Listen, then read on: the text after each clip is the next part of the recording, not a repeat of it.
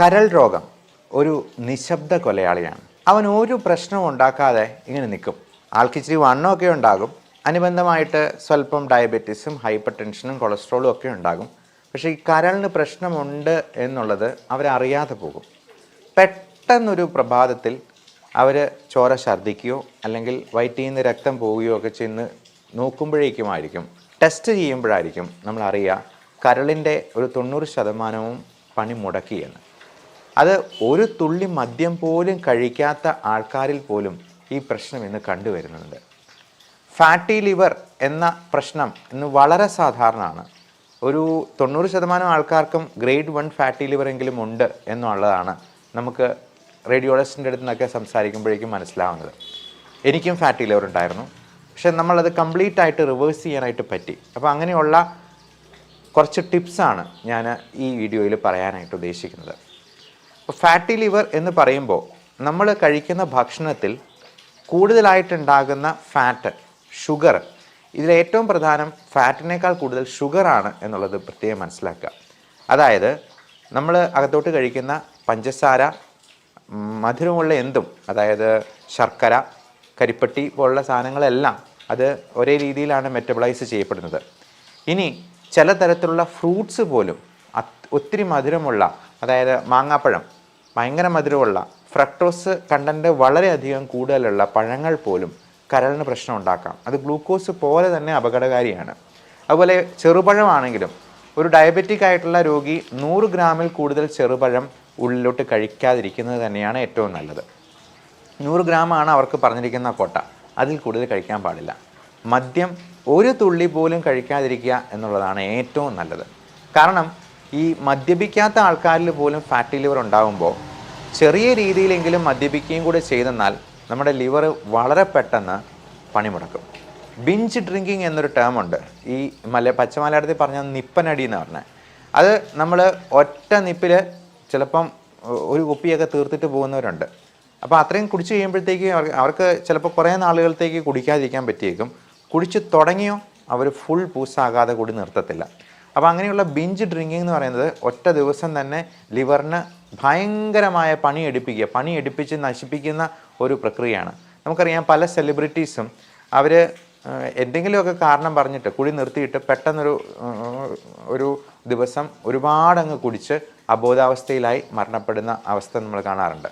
ഇപ്പോൾ നമ്മുടെ മലയാളത്തിൻ്റെ പ്രിയപ്പെട്ട എഴുത്തുകാരനായിട്ടുള്ള ഗിരീഷ് പുത്തഞ്ചേരി സാർ ഒരുപാട് നല്ല ഗാനങ്ങളൊക്കെ എഴുതിയിട്ടുള്ള സാറ് പോലും ഈ പറഞ്ഞ പോലെ കരൾ രോഗമായി ഉണ്ടായിരുന്നു. അപ്പം കുടി നിർത്തണമെന്ന് പറഞ്ഞിരുന്നു.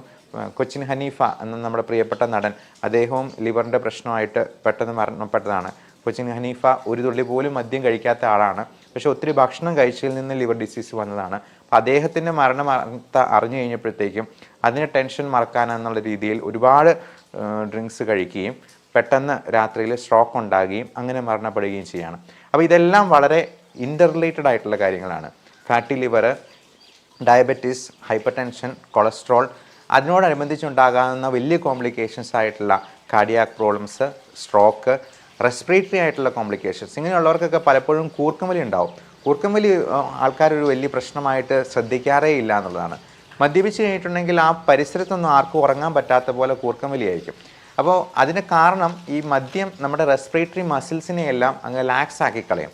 അതുകൊണ്ട് നമുക്ക് നല്ല രീതിയിൽ ശ്വാസം എടുക്കാൻ പറ്റാതെ വരികയും ഉറക്കം ശരിയായി നടക്കാതെ വരികയും ബോധം കെടലാണ് സംഭവിക്കുക. അതുകൊണ്ട് തന്നെ ഓക്സിജൻ ഒത്തിരി അങ്ങ് കുറഞ്ഞു പോയിട്ട് നമ്മൾ ആയാസപ്പെട്ട് ശ്വാസം എടുത്തിട്ട് പിന്നെയും ഉറങ്ങുക. അപ്പം ഇടയ്ക്ക് വായിന്ന് സെക്രീഷൻസ് ഒക്കെ വന്നിട്ട് കണ്ടു നിൽക്കുന്നവർ പേടിച്ചു പോകും. അതുപോലെയുള്ള രീതിയിൽ ഈ പ്രശ്നങ്ങൾ ഉള്ളവർ ഒത്തിരി പേരുണ്ട് നമ്മുടെ സമൂഹത്തിൽ. അപ്പോൾ ഈ സ്ലീപ്പ് ആപ്നിയ എന്ന് പറയുന്നത് വളരെ പ്രശ്നങ്ങൾ ഉണ്ടാക്കാവുന്ന, ഉറക്കത്തിൽ തന്നെ ഹാർട്ട് അറ്റാക്കും സ്ട്രോക്കും ഉണ്ടാക്കാവുന്ന ഒരു പ്രശ്നമാണ് എന്നുള്ളത് മനസ്സിലാക്കുക. അപ്പോൾ മദ്യം ഇത്തരത്തിലെല്ലാം നമ്മുടെ എല്ലാ അവയവങ്ങളെയും പ്രത്യക്ഷത്തിൽ ഡയറക്റ്റ്ലി ഓർ ഇൻഡയറക്റ്റ്ലി അത് ബാധിക്കാനിടയുണ്ട് എന്നുള്ളത് മനസ്സിലാക്കുക. അപ്പോൾ മദ്യം ഒഴിവാക്കുകയും നമ്മൾ ഭക്ഷണശീലങ്ങളിൽ കൃത്യത പുലർത്തുകയുമാണ് ഇതിന് ഏറ്റവും നല്ല കാര്യം.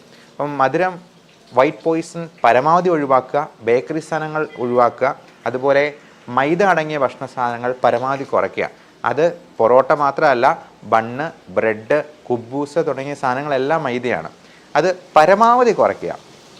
എന്നിട്ട് കൂടുതലായിട്ട് ഗ്രീൻ ലീഫി വെജിറ്റബിൾസ്, നമുക്ക് കാർബോഹൈഡ്രേറ്റ് ഒഴിവാക്കുമ്പോഴത്തേക്ക് അപ്പം പകരം എന്ത് ചെയ്യും, പ്രോട്ടീൻ വെച്ച് സപ്ലിമെൻറ്റ് ചെയ്യാം. വാസ്തവത്തിൽ നമ്മൾ കഴിക്കുന്ന ഇറച്ചിയും മീനും ഒന്നും മുട്ടയൊന്നും അല്ല ഏറ്റവും പ്രശ്നം ഉണ്ടാക്കുന്നത്, നമ്മുടെ ഈ അരി ആഹാരങ്ങളും കാർബോഹൈഡ്രേറ്റ്സും ആണ്. അപ്പോൾ വണ്ണം കുറയ്ക്കാനായിട്ടും ഉള്ളൊരു ടിപ്പ് ഞാൻ പറഞ്ഞുതരാം. അത് നമ്മൾ ഈ കാർബോഹൈഡ്രേറ്റ്സ് പരമാവധി കുറച്ചിട്ട് അതിനെ പ്രോട്ടീൻ വെച്ച് സപ്ലിമെൻറ്റ് ചെയ്യാം. നമുക്ക് ഉച്ചയ്ക്കും വൈകുന്നേരവും 2 മുട്ടയുടെ വെള്ള കഴിക്കുക, നല്ല ഗ്രീൻ ലീഫി വെജിറ്റബിൾസ് കഴിക്കുക, അതുപോലെ അധികം മധുരമില്ലാത്ത പഴങ്ങളും കഴിക്കുക. തണ്ണിമത്തൻ, പേരയ്ക്ക പോലുള്ള പഴങ്ങൾക്കൊന്നും വലിയ മധുരമില്ല, മാങ്ങാപ്പഴം പോലുള്ള സംഗതികളല്ല ഉദ്ദേശിക്കുന്നത്. അതുപോലെ കുക്കുംബർ, അങ്ങനത്തെ സാധനങ്ങളൊക്കെ നമുക്ക് വിശപ്പ് കുറയ്ക്കാനായിട്ട് ഉപയോഗിക്കാം.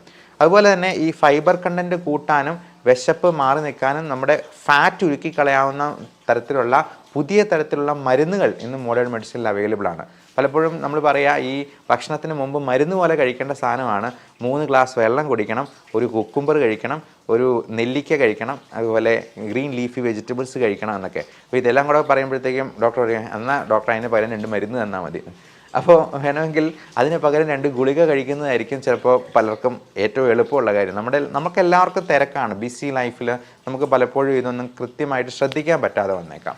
അപ്പോൾ അതിന് ഈ ഫാറ്റ് ഉരുക്കി കളയാവുന്ന രീതിയിലുള്ള മരുന്നുകൾ പോലും ഇന്നുണ്ട്.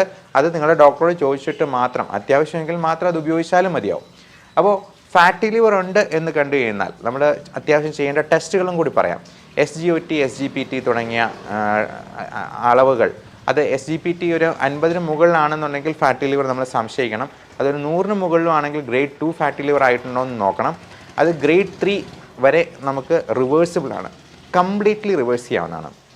നമുക്കറിയാം, ലിവർ ട്രാൻസ്പ്ലാന്റ് ചെയ്യുമ്പോൾ അതിൻ്റെ ഒരു കഷ്ണം മാത്രം മുറിച്ച് വെച്ച് വേറൊരാളിൽ നമുക്ക് വെച്ച് പിടിപ്പിക്കാനായിട്ട് പറ്റും.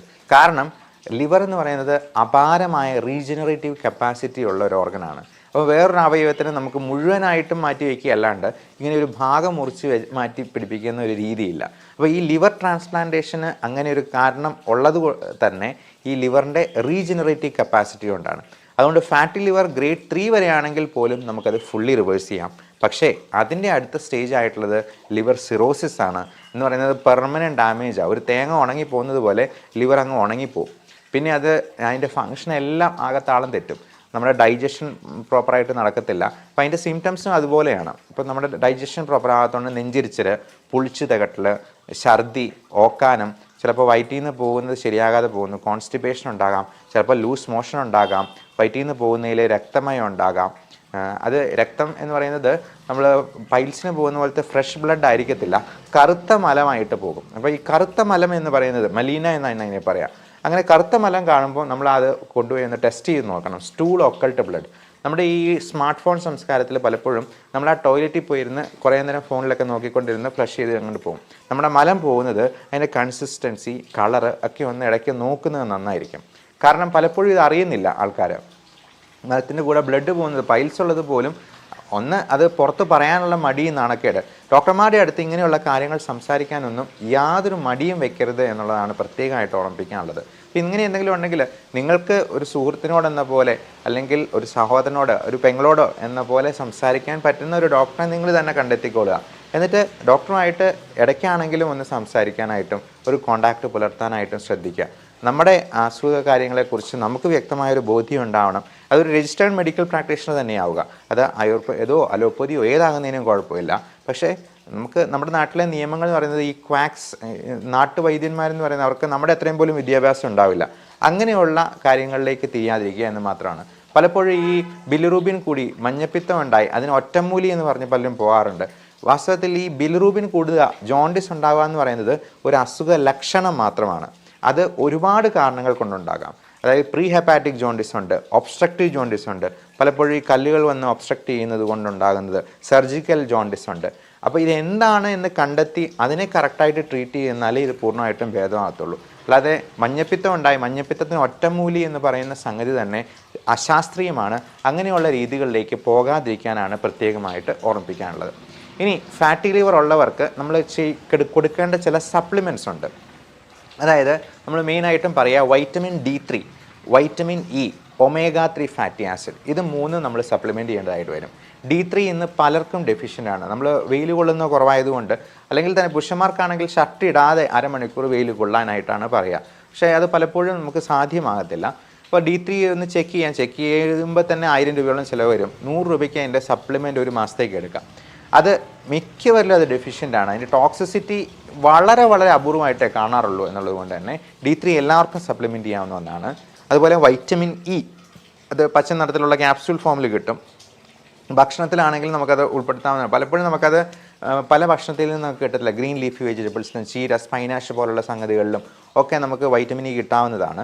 അതുപോലെ cod liver oil, fish liver oil എന്ന് പറയുന്ന സംഗതി, അത് അയല, മത്തി തുടങ്ങിയ ചെറു മത്സ്യങ്ങൾ കറി വെച്ച് ഉപയോഗിച്ചാൽ വളരെ നല്ലതായിരിക്കും. തുണ്ടമീനൊന്നും നമുക്ക് വേണ്ട. തുണ്ടമീനൊക്കെ പലപ്പോഴും റെഡ് മീറ്റ് ഗണത്തിൽപ്പെടുന്നതാണ്. അത് ഫാറ്റി ലിവറിന് കൂടുതൽ ഉണ്ടാക്കാൻ പ്രശ്നമുള്ള സംഗതികളാണ്. ഈ തുണ്ടമീനാണെങ്കിലും പോർക്ക്, മട്ടൺ, ബീഫ് തുടങ്ങിയിട്ടുള്ള ബാക്കിയുള്ള ഇറച്ചികളാണെങ്കിലും ഒക്കെ. അതുപോലെ റെഡ് മീറ്റ് ഗണത്തിൽപ്പെടുന്ന സംഗതികൾ പരമാവധി ഒഴിവാക്കുക. വൈറ്റ് മീറ്റ് ആയിട്ടുള്ള ചിക്കൻ കറി വെച്ച് ഉപയോഗിക്കുന്നത് തീർച്ചയായിട്ടും നല്ലതായിരിക്കും. പൗൾട്രി വിഭാഗത്തിൽപ്പെട്ടത് എല്ലാം വൈറ്റ് മീറ്റാണ് എന്ന് നമുക്ക് ജനറലൈസ് ചെയ്ത് പറയാം. അതുപോലെ ഫ്രൈഡ് ഐറ്റംസ് പരമാവധി കുറയ്ക്കുക. ഏറ്റവും പ്രധാനം ഇതിനകത്ത് കാർബോഹൈഡ്രേറ്റും ഷുഗറും കുറയ്ക്കുക എന്നുള്ളതാണ്. അപ്പോൾ ഈ സപ്ലിമെൻറ്റ്സ് 3 കാര്യങ്ങൾ പറഞ്ഞു. ഇനി ഇതിനോടനുബന്ധിച്ച് ഡയബറ്റീസ് ഉള്ളവർക്ക് ആ മരുന്നുകളിൽ അല്പം മോഡിഫിക്കേഷൻ വരുത്തിയെന്നാൽ അത് ഫാറ്റി ലിവറിനെയും കൂടി ഹെൽപ്പ് ചെയ്യും. ഉദാഹരണത്തിന് മെറ്റ്ഫോമിൻ എന്ന മരുന്ന്, അത് ഒരു ദിവസം 2 ഗ്രാം വരെ നമുക്ക്, അതായത് 2000 മില്ലിഗ്രാം വരെ ഒരാൾക്ക് സേഫായിട്ട് കഴിക്കാം. മെറ്റ്ഫോമിൻ 2000 മില്ലിഗ്രാം തന്നെ കഴിക്കുന്നതാണ്. മെറ്റ്ഫോമിൻ ഗുളികയ്ക്ക് വെയിറ്റ് കുറയ്ക്കാനായിട്ടുള്ള അത്ഭുതകരമായിട്ടുള്ള കഴിവുള്ളത് കൊണ്ടും ഫാറ്റി ലിവറിനെ നിയന്ത്രിക്കാനും പറ്റുന്നതുകൊണ്ട് മെറ്റ്ഫോമിൻ ഈ ഡയബറ്റിക് രോഗികൾക്ക് വളരെ നല്ല ഒരു ചോയ്സാണ് എന്ന് പ്രത്യേകം ഓർക്കുക. അതുപോലെ തന്നെ പയോഗ്ലിട്ടസോൺ എന്ന് പറയുന്ന മരുന്നും ഷുഗർ രോഗികൾക്ക് ഫാറ്റി ലിവർ ഉണ്ടെന്നുണ്ടെങ്കിൽ വളരെ നല്ല ഒരു ഓപ്ഷനായിരിക്കും. അത് നിങ്ങളുടെ ഡോക്ടറോട് സംസാരിച്ചിട്ട് അതിനനുയോജ്യമായിട്ടുള്ള മരുന്ന് സെലക്ട് ചെയ്യുക. അതുപോലെ ലിവറിൻ്റെ പ്രശ്നം കൂടുതലായിട്ടുണ്ടായിട്ടുണ്ട്. ഇപ്പോൾ ലിവർ സിറോസിസ് പോലുള്ള ഇതിലേക്ക് തുടക്കമായിട്ടുണ്ടെങ്കിൽ ഈ പറയുന്ന മരുന്നുകളല്ല ഉപയോഗിക്കേണ്ടത്. അതിന് വളരെ സേഫ് ആയിട്ടുള്ള SGLT2 ഇൻഹിബിറ്റേഴ്സ്, DPP4 ഇൻഹിബിറ്റേഴ്സ് എന്ന് പറയുന്ന ഗ്രൂപ്പിൽപ്പെടുന്ന ഈ ഗ്ലിപ്റ്റിൻ ഗ്രൂപ്പിൽപ്പെടുന്ന വിൽഡാഗ്ലിപ്റ്റിൻ, ടെൻലിഗ്ലിപ്റ്റിൻ തുടങ്ങിയ മരുന്നുകളും അതുപോലെ ഡാപ്പാഗ്ലിഫോസിൻ പോലുള്ള എംപാഗ്ലിഫോസിൻ എന്നുള്ള വാലുകളുള്ള ചില മരുന്നുകളുമാണ്. അത് കിഡ്നിക്കും ലിവറിനും ഒന്നും ഒരു പ്രശ്നവും ഉണ്ടാക്കാത്ത രീതിയിൽ ഷുഗറിനെ കൺട്രോൾ ചെയ്യുന്ന മരുന്നുകളുണ്ട്. അപ്പോൾ ഇത് നമ്മൾ ഇടയ്ക്കിടയ്ക്കൊക്കെ ഒന്ന് ചെക്ക് ചെയ്യണം. നിങ്ങളുടെ ഡോക്ടറോട് ചോദിച്ച് അതിന് അനുയോജ്യമായിട്ടുള്ള മരുന്നുകളിലേക്ക് നമ്മൾ മാറണം എന്നുള്ളതാണ് പ്രത്യേകം ഓർപ്പിക്കാനുള്ളത്. ഫാറ്റി ലിവർ സിറോസിസിലോട്ട് പ്രോഗ്രസ് ചെയ്യുന്നുണ്ടോ എന്നുള്ളത് പ്രത്യേകമായിട്ട് നോക്കാനായിട്ട് ഇത് റിപ്പീറ്റായിട്ട് ചിലപ്പം ഒരു 6 മാസം കൂടുമ്പോഴെങ്കിലും നിങ്ങളുടെ ഡോക്ടറോട് സംസാരിച്ച് അതിന് വേണ്ട ടെസ്റ്റുകൾ ചെയ്യുക. നമ്മളിത് പാടെ മറന്നു വെച്ചിട്ട് നമുക്ക് ഇഷ്ടമുള്ള എല്ലാം കഴിച്ച് യാതൊരു ഉത്തരവാദിത്വം ഇല്ലാതെ പോയി കഴിഞ്ഞിട്ടുണ്ടെങ്കിൽ ഉറപ്പായിട്ടും വളരെ പെട്ടെന്ന് തന്നെ നമുക്ക് പ്രശ്നങ്ങളുണ്ടാകും എന്നുള്ളതാണ്. ഇത് ശരീരം മുഴുവൻ നീർക്കെട്ടുണ്ടായി, വയറ്റിൽ അസൈറ്റിസ് എന്ന് പറയുന്ന നീർക്കെട്ടുണ്ടായി, അത് കുത്തിയെടുത്ത് പലപ്പോഴായിട്ട് നമ്മുടെ സോഡിയം പൊട്ടാസ്യത്തിൻ്റെ അളവൊക്കെ കുറഞ്ഞു പോയി നമ്മുടെ ലങ്സിൽ പോലും നീർക്കെട്ടുണ്ടാക്കി, അവിടെ പ്ലൂറൽ എഫ്യൂഷൻ എന്ന് പറയുന്ന സംഗതി ഉണ്ടാക്കി അവിടെ നിന്ന് ട്യൂബ് ഇട്ട് വെള്ളം എടുത്ത് കളയേണ്ട അവസ്ഥ ഉണ്ടാവുക. ഇതൊന്നും അത്ര നല്ല അനുഭവങ്ങളായിരിക്കത്തില്ല എന്ന് പ്രത്യേകം ഓർപ്പിക്കുന്നു. അതുപോലെ അത് തലച്ചോറിനെ ബാധിപ്പിക്കുമ്പോഴാണ് ഹെപ്പാറ്റിക് എൻകഫലോപ്പതി എന്ന് പറയുന്ന കോംപ്ലിക്കേഷൻ ഉണ്ടാവുക. അമോണിയയുടെ അളവ് കൂടുമ്പോഴത്തേക്കും. അപ്പോൾ അങ്ങനെ കൂടാതിരിക്കാനുള്ള മരുന്നുകളും ഉണ്ട്. ലാക്ടലോസ് പോലുള്ള സിറപ്പുകൾ, അത് കോൺസ്റ്റിപ്പേഷൻ റിലീവ് ചെയ്യാനും കൂടെ ഹെൽപ്പ് ചെയ്യുന്നതാണ്. നമ്മുടെ ടോക്സിസിറ്റിയൊക്കെ പരമാവധി കുറയ്ക്കാൻ പറ്റുന്ന വളരെ നല്ല മരുന്നുകൾ നമുക്ക് മോഡേൺ മെഡിസിനിൽ അവൈലബിൾ ആണ്. ഇപ്പോൾ ആയുർവേദത്തിലാണെങ്കിലും ഹോമിയോയിലാണെങ്കിലും അത് അവരുടേതായിട്ടുള്ള മരുന്നുകളുണ്ടാവും. എപ്പോഴും രജിസ്റ്റേർഡ് ആയിട്ടുള്ള ഒരു പ്രാക്ടീഷണറെ സമീപിച്ച് അതിന് വേണ്ട ട്രീറ്റ്മെൻറ്റ് എടുക്കുക എന്നുള്ളതാണ് പ്രത്യേകം ഓർപ്പിക്കാനുള്ളത്. അതേപോലെ തന്നെ ലിവറിന് ഒത്തിരി പ്രശ്നങ്ങളുള്ളപ്പോൾ അതിനെ റെജുവിനേറ്റ് ചെയ്യാനായിട്ടുള്ള UDC പോലുള്ള സോഡിയോക്സിക്കോളിക് ആസിഡ്, സിലിമാരിൻ തുടങ്ങിയ മരുന്നുകളും ഉണ്ട്. ഇതൊന്നും ഓവർ ദ കൗണ്ടർ മെഡിസിൻ അല്ല. ഒരു ഡോക്ടറുടെ പ്രിസ്ക്രിപ്ഷനോട് കൂടി കൃത്യമായിട്ടുള്ള ഫോളോ അപ്പോട് കൂടി ഈ മരുന്നുകൾ ഉപയോഗിക്കാനായിട്ടും നിങ്ങളുടെ ലിവറിൻ്റെ ആരോഗ്യം സംരക്ഷിച്ച് നിർത്താനായിട്ടും പ്രത്യേകം ശ്രദ്ധിക്കുക. Thank you.